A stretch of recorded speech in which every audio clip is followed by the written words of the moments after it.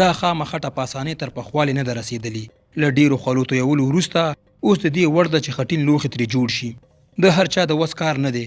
همدا په عمر پوخ کس چې کلونه یې د همدې لوښو په جوړولو تیر کړي په خپل ذهن کې جوړ تصویر د ګوتو هنر ته سپاري. د فقیر محمد ماما ذهن او هنر تر پختګۍ رسېدلی. هغه شاوخوا 15 لسیزې همدا خامې خټې واغږلې، خو خاورینو لوښو سره د خلکو کمه لیوالتیا دا په موږ پوخ انسان نهیلی کړی دی. انسان داسې وده چې بس بیخي دا کار په سقوط کې ده. هېڅوک پوښتنې هم نه کوي.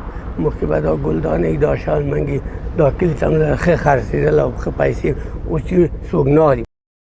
د جلال آباد ښار یوه بله څنډه، دلته د پاخه او کم عمره ځوانانو پر بوختیاو تم کېږو. دوی تنورونه جوړوي. ښایي ډېر خلک له دې نه وي خبر چې هره خاوره د تنور جوړولو لپاره نه ده.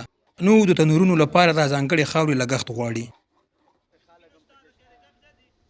چې موږ د خاورې پسې ځو ډرونټې ته، د ډرونټې نه بس یو بټې ته وګرځېږه، بله بټې ته وګرځېږه، دې ته مټه خټه پیدا کړه چې دا خاورې خراب نه یا څه شی نه که نه دغه نمبۍ والا چې وړي خراب شي او مشکل جوړېږي.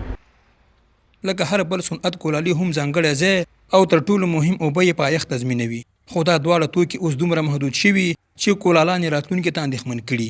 هسې نه له پلرونو په میراث ورپاتې صنعت یې له ګوتو ووځي.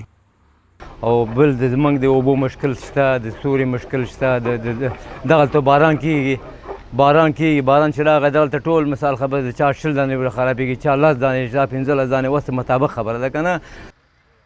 د افغانستان یوه ځانګړنه همدا ده چې ځینې لرغوني هنرونه یې لا هم ژوندي دي، خو اندېښنه بیا هغو پلاستیکي لوښو پیدا کړي چې ارزانو بازارونه یې په مخ اخیستي.